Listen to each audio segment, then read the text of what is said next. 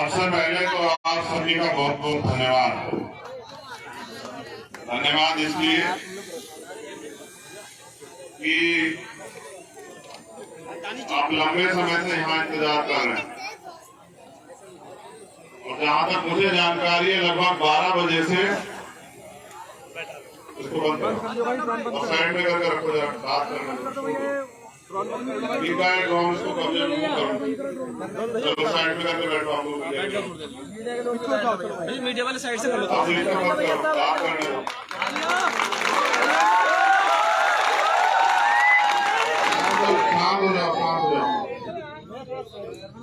मैंने वो इसलिए बंद करा कि आप मेरी बात पे गौर कर सको, क्योंकि जब तक आप मुझे सुनोगे नहीं, मेरी बात को समझोगे नहीं, तब तक उस बात पे आप नहीं चल पाओगे। इसका उदाहरण ये है कि मुझसे पहले भी बहुत सारे लोगों ने आपको महापुरुषों के रूप में वो आए, उन्होंने रास्ते दिखाए, आप लोग उस पर नहीं चले, तब इस वजह से आपके हालात जुगे तो बने हुए। तो इसलिए मैं फिर से आपको वही बातें बताऊंगा जो हमारे महापुरुषों ने कही। जो आज नहीं है, उनकी किताबें, उनकी बातें, उनके विचारों के रूप में हमारे बीच में, उसी रास्ते पे चल के हम लोग कामयाब हो सकते। तो क्योंकि आप यहाँ लंबे समय से इंतजार कर रहे हैं, धूप में बैठे हैं, मुझे गाड़ी में बैठे गर्मी लग रही थी, एसी चल रहा था, लेकिन आप यहाँ धूप में डटे हुए हैं, तो मैं आपका दोबारा से पुनः दोनों हाथ जोड़ के आपको जय भीम करता हूँ और आपका धन्यवाद करता हूँ। और मैं देख रहा हूँ, मैंने इनसे पूछा कि देखो इतनी माताएं बहनें क्यों खड़ी है, उनके लिए कुर्सी की व्यवस्था क्यों नहीं हुई। तो उन्होंने कहा कि इतना उम्मीद नहीं थी कि इतनी माताएं बहनें आ जाएंगी, इस वजह से वो हम लोग व्यवस्था नहीं कर पाए। मैं उनसे भी कहूंगा माँ बहनों से कि अगर वहाँ जगह है तो आप बैठ जाओ, और अगर आप खड़ी रह सकते हैं तो मैं जल्दी बात खत्म कर दूंगा, क्योंकि मैं अपनी माँ बहनों को खड़े नहीं देख सकता हूँ। आपके सम्मान के लिए तो लड़ रहे हैं, और अगर आप बेटों के राज में भी माओ को खड़ा होना पड़े बहनों को, फिर तो सब बेकार हो जाएगा।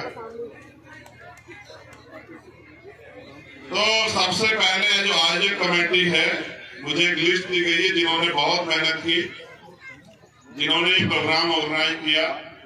हमारे भाई प्रधान सुखबीर सिंह जी, मैं उनका धन्यवाद करता हूं, क्योंकि जिस दिन से वो जुड़े थे उसी दिन से वो अपना तन मन धन उन्होंने इस आंदोलन में जुटाने का काम किया, वो लगे। मैं उनका, उनकी पूरी टीम का धन्यवाद करता हूँ। हमारे यहाँ के विधानसभा अध्यक्ष अशोक कुमार जी, ललित कुमार जी, हमारे जो जिला पंचायत सदस्य भाई प्रशांत जी, जिला प्रभारी रजत कुमार जी, ताहिर जी, जिला उपाध्यक्ष धर्मराज हल्दिया जी, प्रवेश कुमार जी, गजपाल सिंह जी, ओमवीर बोध जी, विजेंद्र सिंह जी, परविंदर सिंह जी, वीरेंद्र सिंह जी, विकास कुमार जी, सुमित कुमार जी, हमारे जो ग्राम प्रधान साथी हैं मोहम्मद अनवर भाई, प्रदीप प्रधान जी, मोहम्मद दिलशाद भाई, सलेख चंद्र जी जो रिटायर्ड सब इंस्पेक्टर हैं, लोकेंद्र कश्यप जी, सुंदर प्रजापति, और एक जो टीम जिन्होंने रिक्शा के माध्यम से पैदल जा जाके काम करके प्रचार किया, हमारे छोटे भाई हिमांशु जी, ऋषिपाल जी, सूरज सिंह जी, अनिल जी, कपोस जी, हरीश जी, राम किशन जी, राकेश जी, कोमल जी और राजवीर जी, सुरेंद्र जी, मांगेराम जी, इन सबका बहुत बहुत धन्यवाद। हमारे भीम आर्मी के जो जिलाध्यक्ष हैं और जो हमारे मंडल के समाजी नेता यहाँ बैठे हुए हैं, रोहित सागर जी, विवेक सैन जी, मेरे साथ चल के आए भाई बिलाल सारंगपुरे जो शायर हैं, हमारे उत्तराखंड के प्रदेश अध्यक्ष भाई महक सिंह जी, भाई फिरोज जी, हमारे जो अन्य जिला पंचायत के मेंबर साथी यहाँ हैं, मैं उनका भी बहुत बहुत धन्यवाद करता हूँ।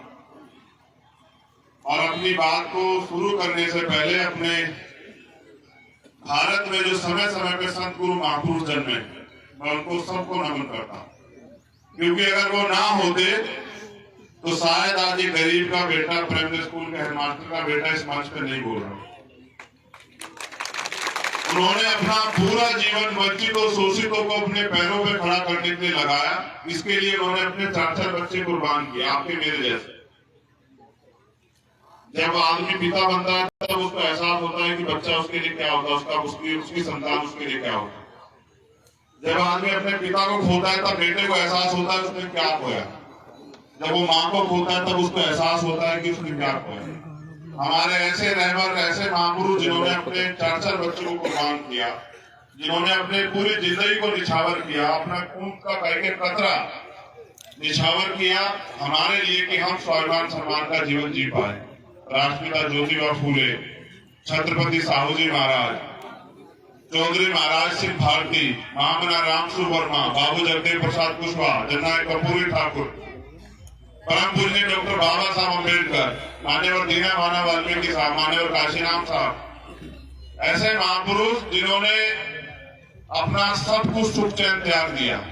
माँ रमाबाई, माँ सावित्रीबाई फूले, माँ अवंतिकाबाई लोधी, माँ झलकारी बाई कोरी, माँ फूलन देवी, ऐसी सभी वीरांगनाओं को भी नमन करता हूँ। अब मैं बस आपसे कुछ देर बात करना चाहता हूँ, क्योंकि मेरा आपका चुनावी रिश्ता नहीं है, मेरा आपका संघर्ष का रिश्ता है, मेरा आपका खून का रिश्ता है, मेरा आपका परेशानियों का रिश्ता है। जिस जिंदगी में आप हैं उसी जिंदगी को मैं जी के आया हूँ, अभी भी बड़ा समाज हमारा उसी जिंदगी को जी रहा है। तो मेरा आपका दिल का रिश्ता है, और इस दिल के रिश्ते को हम लोग तब तक मजबूत रखेंगे जब तक हमारे अंदर आखिरी सांस, क्योंकि ये लड़ाई अन्याय अत्याचार को खत्म करके शोषित वंचित वर्ग को अपने पैरों पे खड़े करने की लड़ाई। और मैं अकेला इस लड़ाई को नहीं लड़ रहा हूँ, मेरे साथ पूरे देश के अंदर भीम आर्मी आजाद समाज पार्टी का एक समर्पित कार्यकर्ता, जो अपने परिवार से दूर होकर सुख चैन त्याग करके रूखी सूखी रोटी खाके साधन के रूप में मोटरसाइकिल, बस, ट्रेन से पूरे देश में आंदोलन चला रहा है, वो सब साथी मेरे जितने जिम्मेदार हैं और मेरी जितनी ही जिम्मेदारी से समाज की लड़ाई को लड़ने का काम कर। सम्मानित साथियों, बड़े पैमाने पे यहाँ बहुजन समाज के लोग हैं। मुझे आपसे ये कहना है कि आपको भारत में एक भी अधिकार मांगने से नहीं मिला, ना ही किसी ने दया करके दिया। जो भी अधिकार आपके पास है उसके लिए आपके बड़ों को, पूर्वजों को, महापुरुषों को बहुत सारी कीमत चुकानी पड़ी है, क्योंकि अधिकार मांगने से नहीं मिलते, अधिकारों को छीनना पड़ता है। और बाबा साहब अम्बेडकर कहते गए कि जो अधिकार छीन लिए हैं उनको तो छीन कर ही वापस लेना पड़ेगा। आज की जो सरकारें बैठी हैं वो सरकारें आजादी से पहले माहौल में हमें ले जाना चाहती, उस माहौल में जब हमारे पास कोई अधिकार नहीं था। मैं अगर उनकी खामियां गिनाने की बात करूं तो पूरा दिन बीत जाएगा, इतनी खामियां हैं। लेकिन मैं तो आपको आपकी खामी बता रहा हूं कि जो समाज अपना इतिहास नहीं जानता वो कभी अपने भविष्य का निर्माण नहीं कर सकता। आपको अपने आप को जानने के लिए अपने इतिहास को जानना चाहिए, और इतिहास ये है कि जब तक भारतीय संविधान लागू नहीं हुआ तब तक इस देश में आपको सीमित अधिकार थे। आपको खुली हवा में सांस लेने का सम्मान के साथ अधिकार मिलता मिला जब भारतीय संविधान लागू हुआ। ये बात मैं आपको पूरी जिम्मेदारी से कह रहा हूँ। शासन प्रशासन के लोगों का भी धन्यवाद देता हूँ कि उन्होंने अपनी जिम्मेदारी अदा करी, जो जानकारी उनको तो इसके रूप उन्होंने अपनी व्यवस्था यहाँ की। लेकिन सम्मानित मेरे भाइयों बहनों, मैं आप में से मैं जब अभी, क्योंकि 2 दिन से मैं घर था, माँ की तबीयत खराब थी, मैं उनको देखने के लिए गया। जैसी माँ आपके पास है, आप तो मेरी माँ हुई, लेकिन एक ऐसी माँ घर पे भी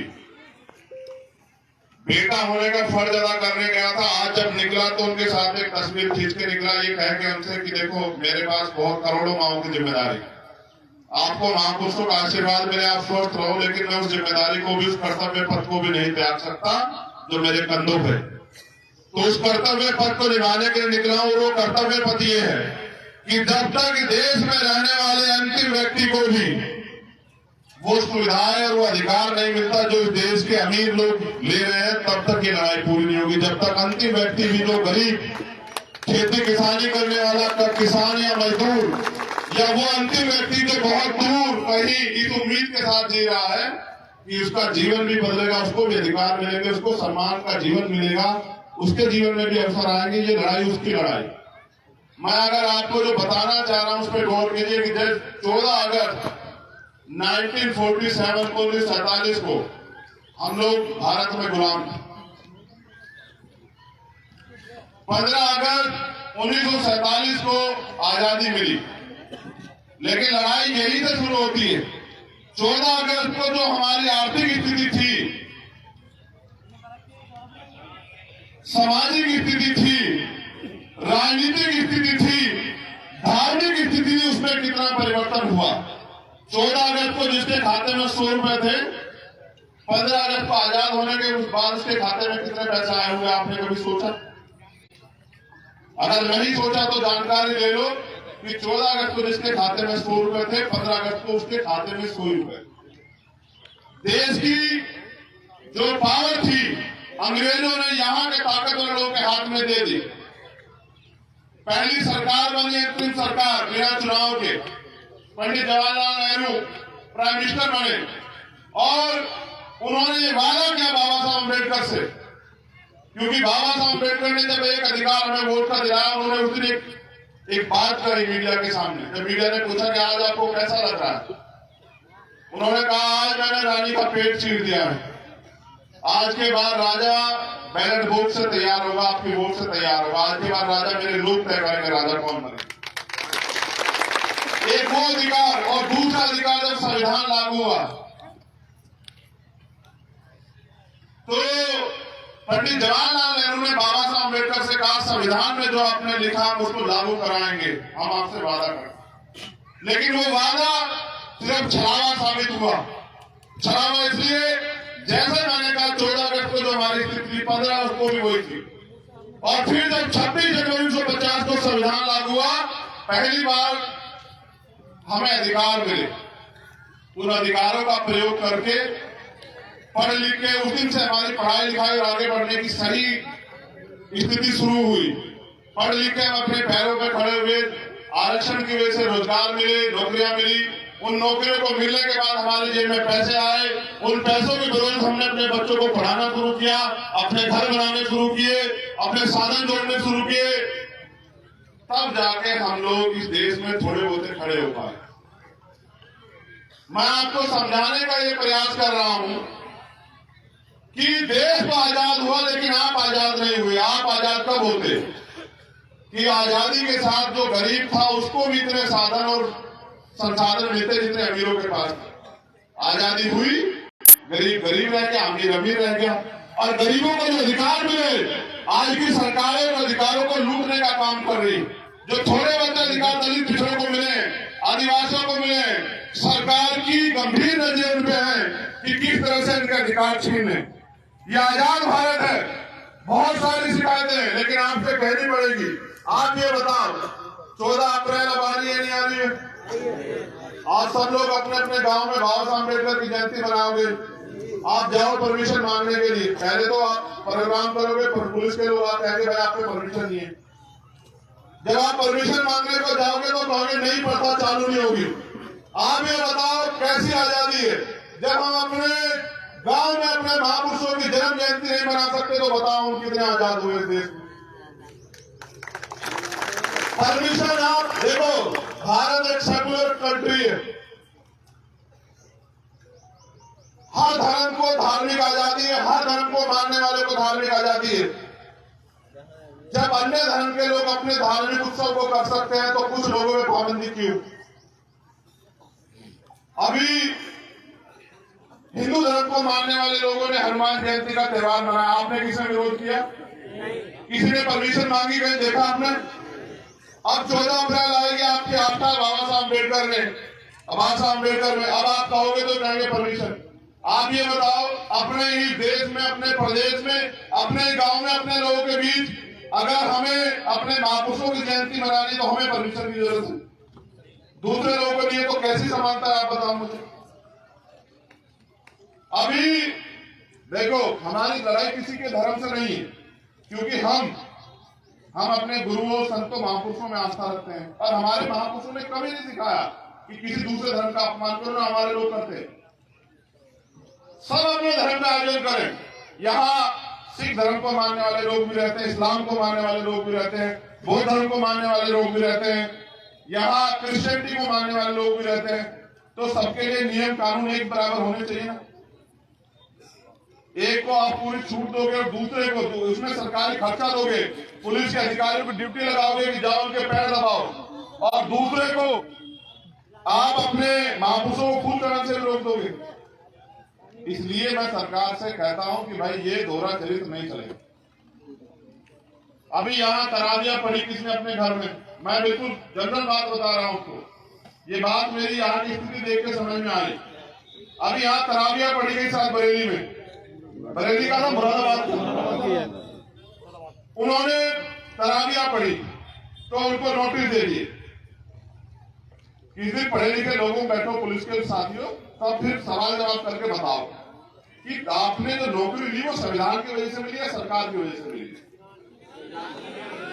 तो ये बताओ, कोई अपने घर में अगर अपना धार्मिक आयोजन करेगा तो आप कौन होते नोटिस देने वाले? भाई घर में हम लोग जो लोग हिंदू धर्म में आस्था रखते जागरण नहीं कराते क्या?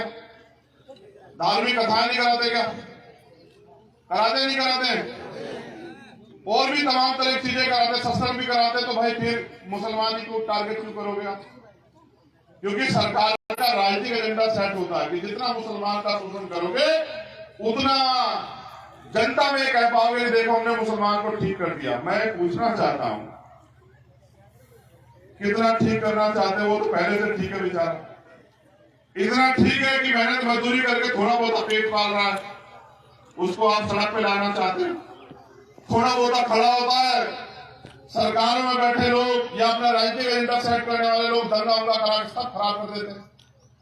मैं ये बात आपको इसलिए कह रहा हूं कि आज नहीं तो कल आपकी समझ में आएगा कि ये दंगा कराने वाले लोग अपने फायदे के लिए कराते हैं। आपको इससे दूर रहना पड़ेगा, और अगर आप इनके मोहरे बनोगे तो आपका नुकसान होगा, याद रखना। क्योंकि भीड़ किसी की धर्म और जाति नहीं पूछती है, समझ रहे हो? भीड़ जब निकलती है किसी की जाति धर्म नहीं पूछती है, और नुकसान हमेशा गरीबों को होता है। आपने दंगे में किसी नेता को मरते देखा आज तक? किसी नेता का घर जलते देखा? जलाने वालों के हाथ कभी नहीं जलते हैं, जलते किनके? बुझाने वालों। समझ रहे हो? मैं बात आपसे अपने लोगों से कर रहा हूं कि आपका रास्ता कहां है? आपको संविधान को यहां लागू कराना है, आपको राजनीतिक शक्ति प्राप्त करनी है, आपको सरकारों में जाना है, आपको अपने बच्चों के लिए पढ़ाई के लिए स्कूल खोलने। 60,000 स्कूल बंद कराए सरकार ने 9 साल में। उन प्राइमरी स्कूलों में किसके बच्चे पढ़ते हैं बताओ मुझे हाथ उठा के? अमीरों के बच्चे पढ़ते हैं, गरीबों के बताओ? किसके हाथ बच्चे पढ़ते हैं बताओ? गरीबों के स्कूल किसके लिए बंद हुए? अमीरों के लिए, गरीबों के लिए। और जब हम पढ़े लिखेंगे तो सवाल कैसे करेंगे?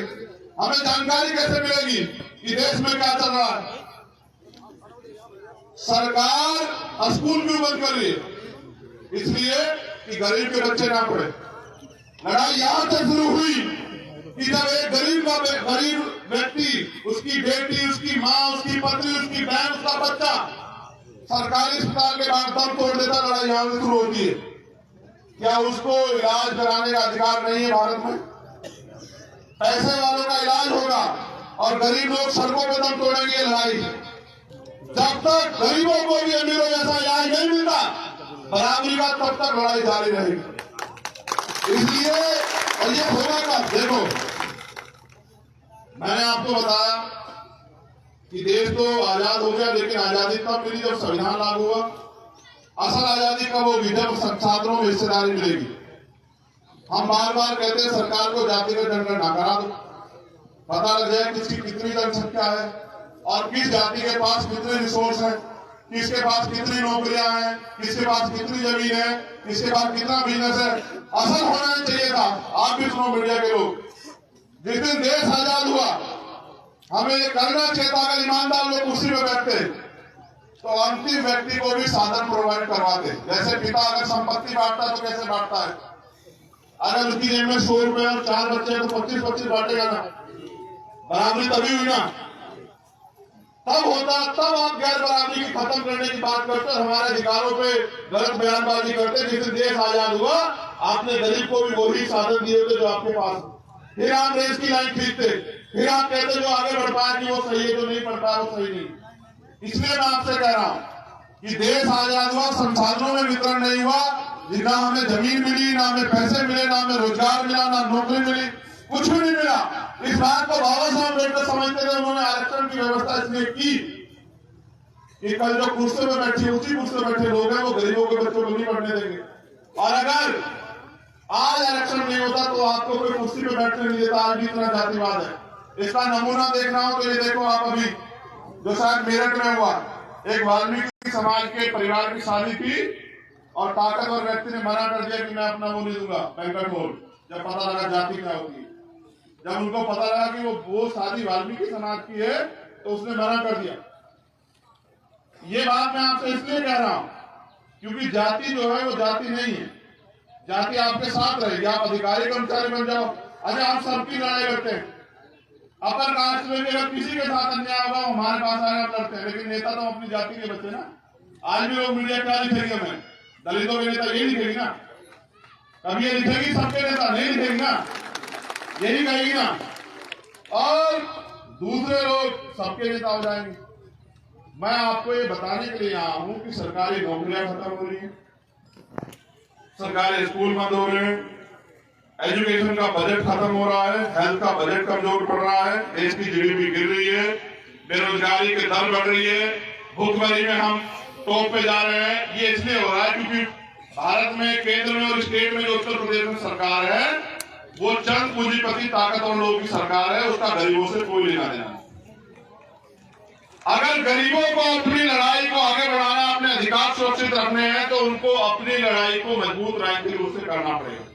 मैं कभी आपके बीच में नहीं आया। मैं तो धन्यवाद करता हूं क्षेत्र का कि जब ललित यहां से लड़े, आपने 2-3 गांव ये पड़ते 1100 वोट उनको दिए, उन्होंने मुझे भी बताया। मैं दोनों हाथ जोड़ के धन्यवाद देता हूं कि आपने गरीबों के बच्चों पे भरोसा किया, दिल से धन्यवाद करता हूं। लेकिन जो अधिकार भारतीय संविधान देता है उनको लागू कैसे कराओगे अगर आपके पास राजनीतिक शक्ति नहीं? कानून कहां बनते हैं? कानून विधानसभा में बनते हैं, लोकसभा में, सड़कों पे नहीं बनते हैं। जब तक विधानसभा और लोकसभा में आपके लोग नहीं जाएंगे तब तक आपके हित के लिए कानून कहां बनेगा? और जो कानून बने हुए हैं उनको लागू कराने के लिए चाहिए राजनीतिक शक्ति। जब आपके लोग कुर्सी में बैठे होंगे तो कानून पालन कैसे होंगे? तो आप इस देश में कब तक भुखमरी, बेबसी, लाचारी, गरीबी के साथ जीना चाहते हैं? क्या आपके मन में पीड़ा नहीं कि खत्म होनी चाहिए? कितने लोग चाहते हैं कि किसानों की, मजदूरों की, गरीबों की समस्याएं खत्म होनी चाहिए? हाथ खड़ा करके बताओ।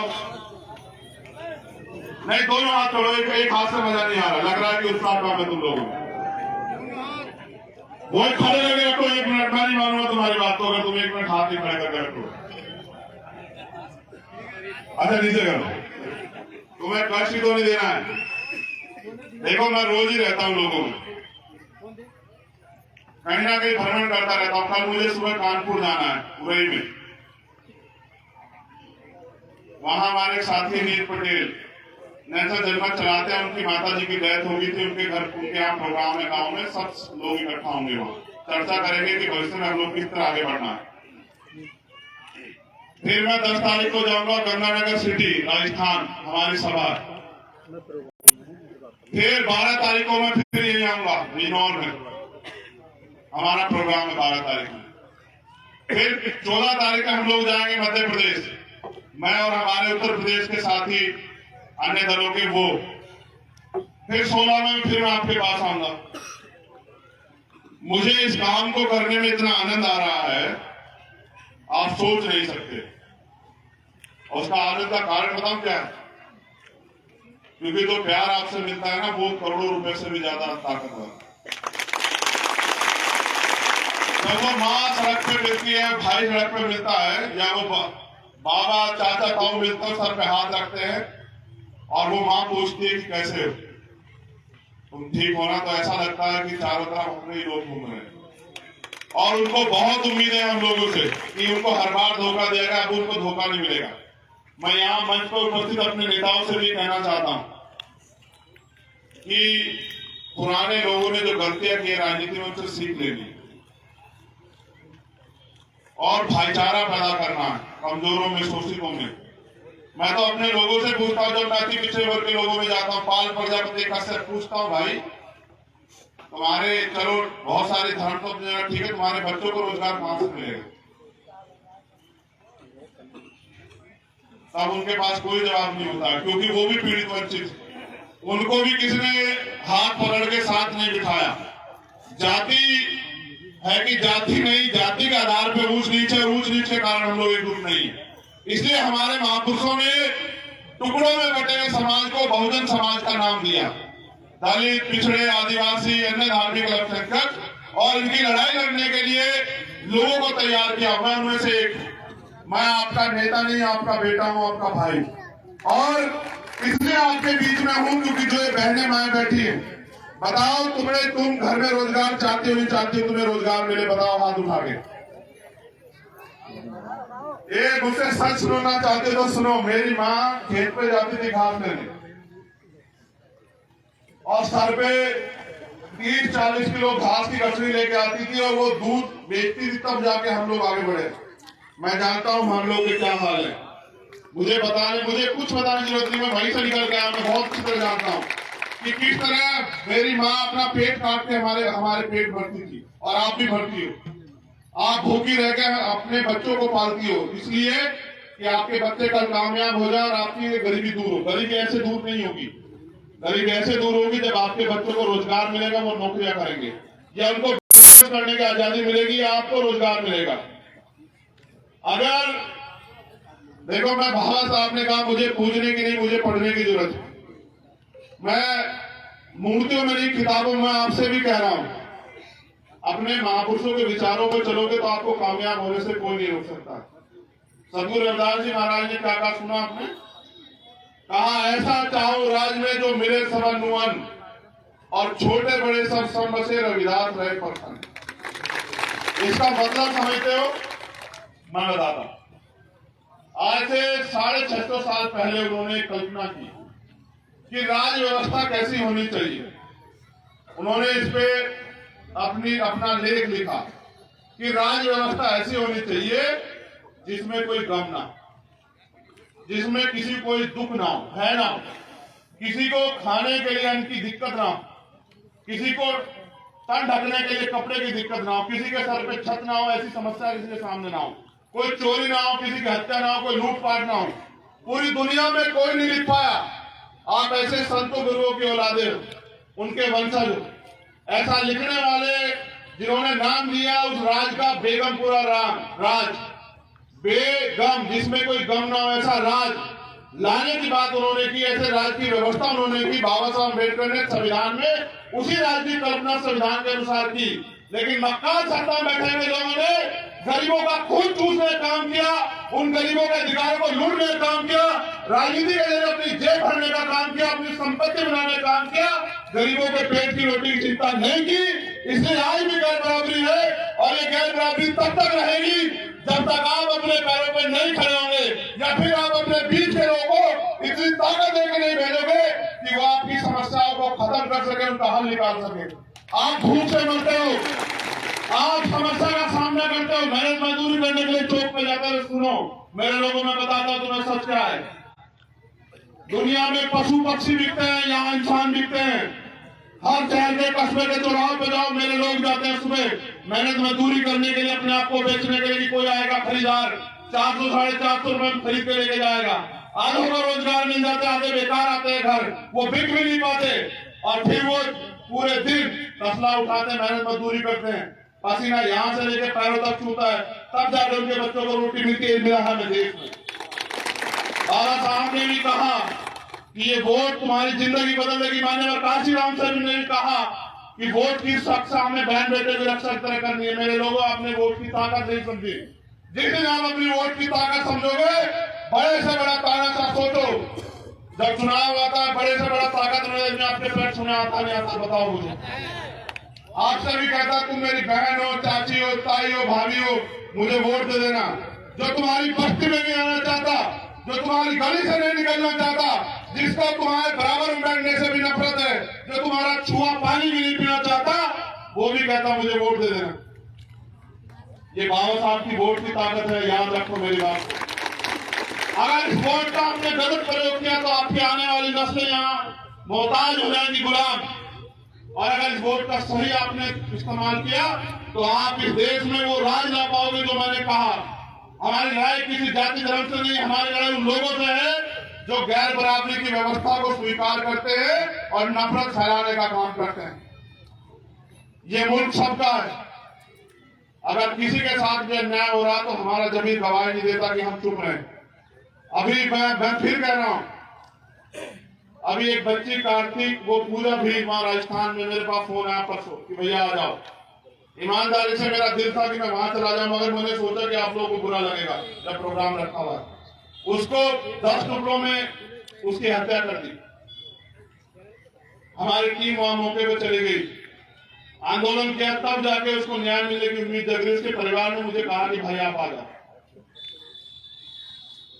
मैंने राजस्थान के लोगों से भी कहा भादरा की सभा में कि अगर आप गलत चयन करोगे, गलती कर बैठोगे तो जो 5 साल अन्याय होगा उसके जिम्मेदार आप खुद होंगे, मुक्त मत हैं। अगर आपने गलत चयन कर लिया पैसे के चक्कर में,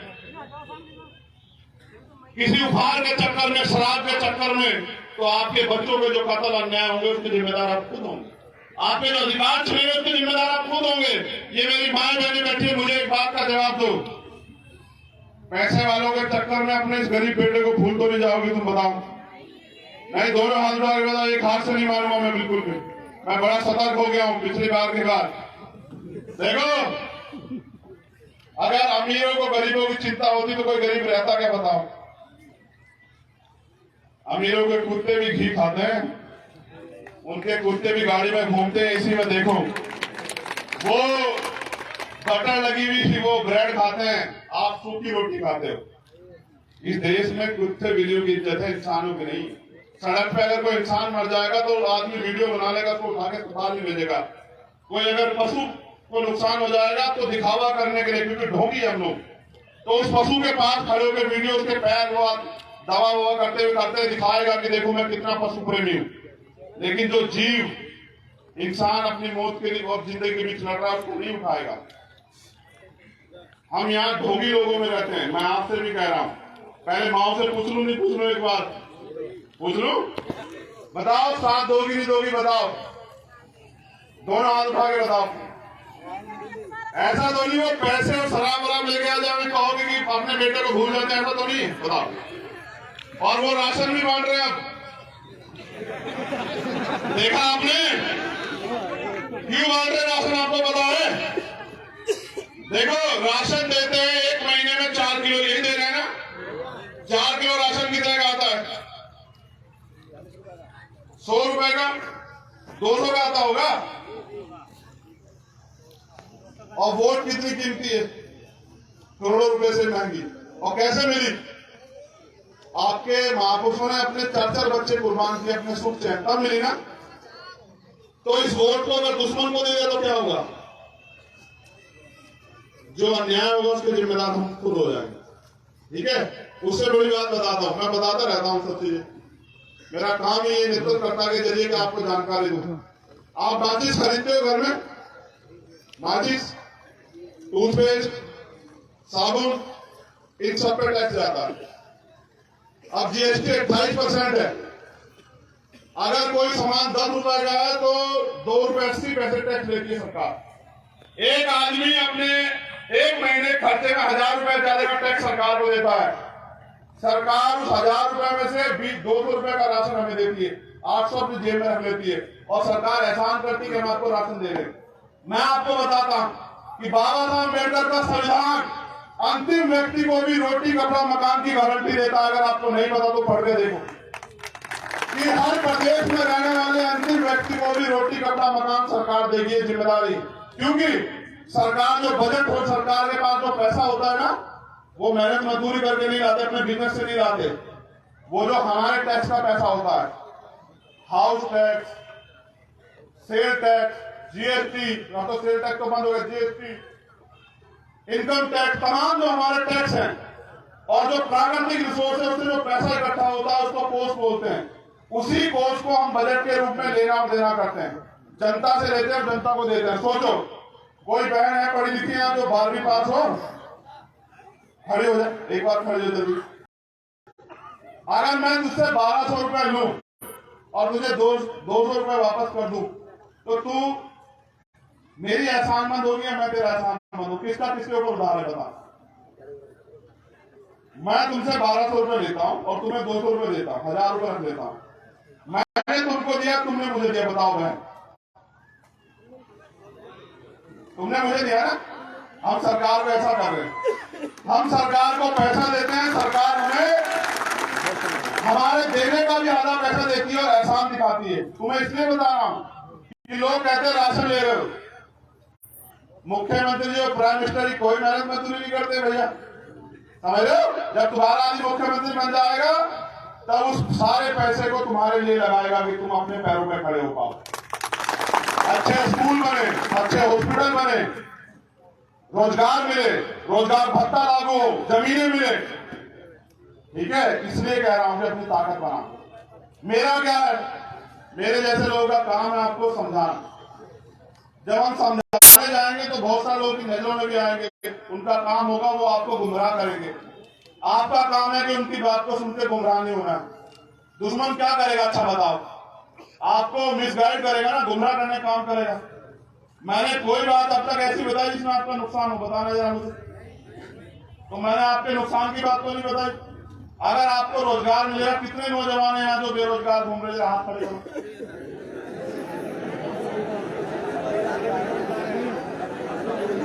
नीचे करो, बताओ। इसका मतलब मैं समझू कि बेरोजगार लोगों ने ठान लिया कि अब रोजगार देने वाला बना। ठीक है, भारत के अंदर 51% युवा है भाई, बहनें और भाई मिला के, और 51 जो देश की सरकार बनती है वो 37-38% वोटों बनती है।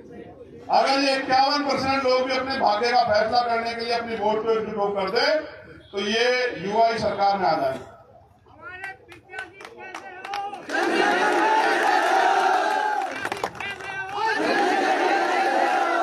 एक बात और, ये बहुत जरूरी बात है, आप सबसे कह रहा हूं, आपसे भी कह रहा हूं जी, हाथ खड़े।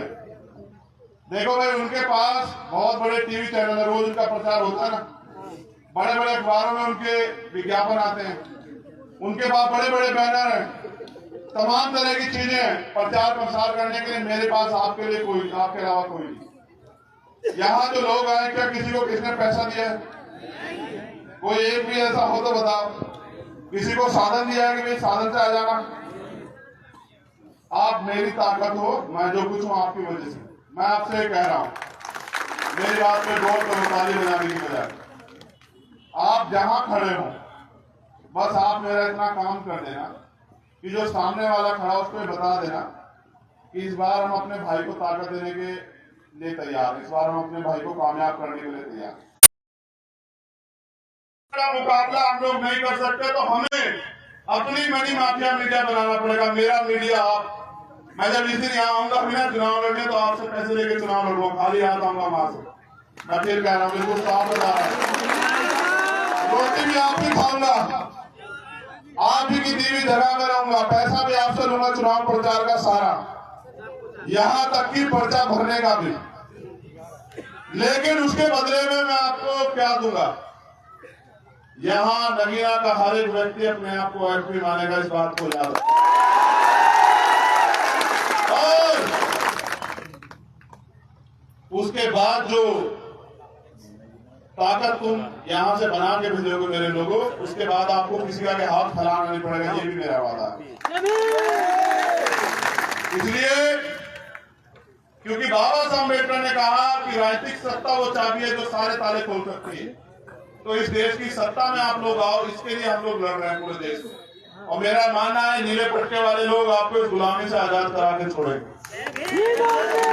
और ये जो अधिकारी कर्मचारी हमारे हैं, आपको भी मैं गारंटी देता हूं कि आपकी जो पुरानी पेंशन है जो सरकार ने बंद की है उसको बहाल करेंगे हम लोग, मेरी बात को याद रखें। ये जो इधर खड़े हैं दोनों तरफ, इनसे भी कह रहा हूं, जब आप बूढ़े हो जाओगे, नौकरी खत्म हो जाएगी, तो फिर आपका पैसा नहीं होगा तो आपको भी कोई नहीं पूछेगा। आपको भी पुरानी पेंशन हम लोग देंगे, ये बात याद रखना। चिंता नहीं। जो गरीब है, जिन पे जमीन नहीं, उनको जमीन देंगे। जो बेरोजगार है, उनको रोजगार देंगे। और अपने लोगों को देंगे आत्मसम्मान और स्वाभिमान का जीवन, कि वो स्वाभिमान सम्मान से हर जगह घूमे और अपने जीवन को जिए। आप यहाँ आए, आपने मुझे सुना, इतना प्यार दिया, बहुत बहुत धन्यवाद। आप सभी के लिए मंगल कामनाएं कि आप सभी स्वस्थ रहें, दीर्घायु रहें और आपके जो भी आपके सपने पूरे।